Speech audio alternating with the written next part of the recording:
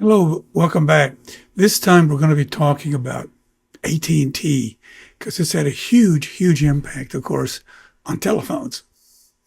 Okay, so let's get started on AT&T. Kind of an interesting history. Okay, so let's see if I can get it to, there we go. Let me see if that's where I want to be. Okay, so AT&T used to be the 800-pound gorilla in the telephone industry. There you can see a picture of the brochure, the Communications Act of 1934. This was a huge act, and then it was in force for over 60 years before we had another one. So it's really important. Here's the important thing about this act vis-a-vis AT&T. The government decided, it's okay, look at that last bullet point I have, that the government decided that AT&T is a natural monopoly. So that made them appear immunity. They got immunity from antitrust actions. You have to keep in mind that in the first part of the 20th century, there's a lot of monopolies. Teddy Roosevelt, as president, took it on himself to try to get rid of those monopolies as best he could. So having a monopoly was a big deal. For the government to sanction monopoly was a really big deal. But they did. So what AT had to do in return, promised to provide universal phone service, which means everybody in the country should have access to phones if they want them. In actual practical terms, they made it available to 95% of the people at the time. But for our government, that was universal. Okay, now, around 20 years later, the government said, oh, wait a minute, AT&T is getting too big for its britches. Keep in mind that computers emerged after World War II. So in the 1950s, they became pretty popular. Mainframes mostly, not small ones yet. So AT&T says, hey, we already own the phone lines, which is what they were using to connect one mainframe to the next. So why don't we just go into the computer business? Well, they couldn't do that. It was against the rules. So the government sued them and won. Well, they didn't win. They agreed. They had an agreement that AT&T would stay out of the computer business. But not too many years later, 1974, a lawsuit was filed once again against AT&T by the government. Why? Because AT&T was denying the use of non-Bell equipment. And I say non-Bell, they owned a bunch of companies and they were calling Bell this and Bell that. So they wouldn't allow anybody except people who use Bell equipment, which was manufactured by AT&T, on the network. They denied interconnection with any kind of Bell network. They held a bias toward Western Electric for equipment. Now, why? Because they owned it. They owned Western Electric, and you had to have Western Electric equipment on the AT&T network. No choice. You had to have it. You couldn't go to Best Buy and buy a phone and plug it in. No. You had to rent a phone from Western Electric. So the other thing was it was engaging in predatory pricing, which is what monopolies often do. Okay, so that was a problem. So we had a lawsuit. Now, it took it 8 years to settle it. Part of the problem with that 8 years was that AT&T pretty much closed down its research division, waiting to see what was going to happen. They didn't close it down totally, but they didn't do as much, which is why probably Northern Europe, for example, was ahead of us, U.S., in terms of when they came out with mobile phones. Anyway, here's what happened in the MFJ. That stands for Modified Final Judgment, 1982. There was seven what we called Reeboks, or Baby Bells, formed. Those are regional Bell operating companies. Okay, AT&T kept the long distance business. Remember, we were charging for long distance calls, so they would still make money on long distance calls. They also were able to keep Western Electric. But the real zinger was they entered the computer market. And by the way, about that time, a little bit after that, I wrote a grant to AT&T and was given $800,000 worth of computer equipment.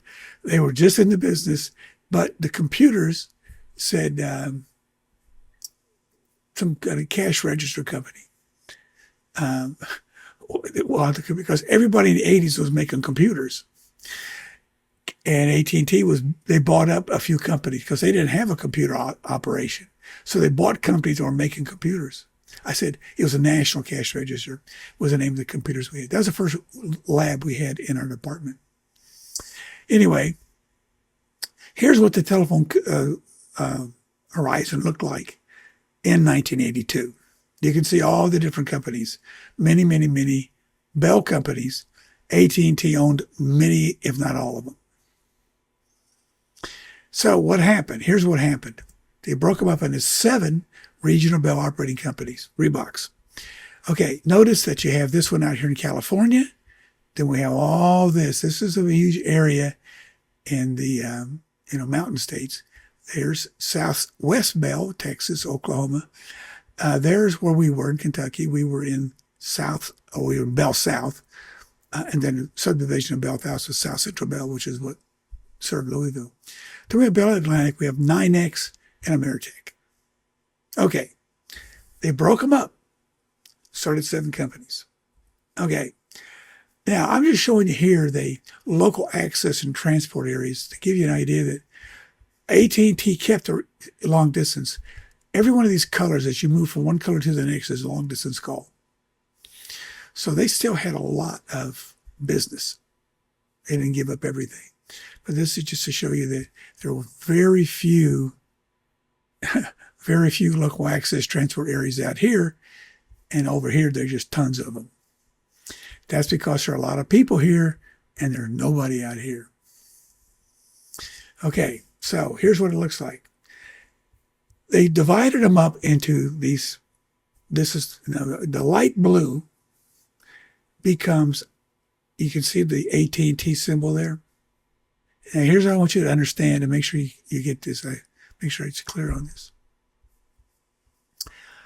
Okay. NYNEX and Bell Atlantic were purchased and renamed to Verizon. Out at west, all the pink was Q West. Now it's Lumen. Okay, it keeps changing. Nobody wants this. There just aren't enough people to make it worthwhile. All the light blue is AT&T, but you say, wait a minute, they broke up AT&T. Well, here's what happened. Southwestern Bell down here, they bought up Bell South, Ameritech, and Pacific Telesis, and then renamed their company AT&T. So the AT&T we have today is not exactly that AT&T we had originally, because Southwestern Bell bought up these other Bell companies and then changed their name to AT&T because it had a better name, better brand. So that's what happened with the Reeboks and AT&T. So here's a display that shows the connections. Okay, down here we have basically 3 basic companies. There are some other, once we introduce mobile phones, we have more companies. But these were landline situations originally. AT&T, Verizon, and Lumen, which is the area Quest. Notice here what we're looking at. Southwestern Bell buys up these. Okay. They become AT&T. Verizon buys up these 2. Now notice that GTE started, and GTE was General Telephone Electronics or something like that. Verizon bought that. Quest, okay, and CenturyLink was one of the names that Quest had before it became Lumen. Okay, and the U.S. West was part of Quest, which is part of Lumen. That's how they're broken up now.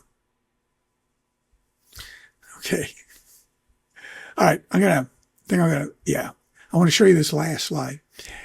When they had the agreement, when we went into this is when we went into 1996. This is when we had our next Telecommunication Act from 1934. And I'm going to talk about this next, but for right now, we're going to stop so you can quit listening to me for a few minutes, and I'll come up with the last lecture in telepathy in a few minutes.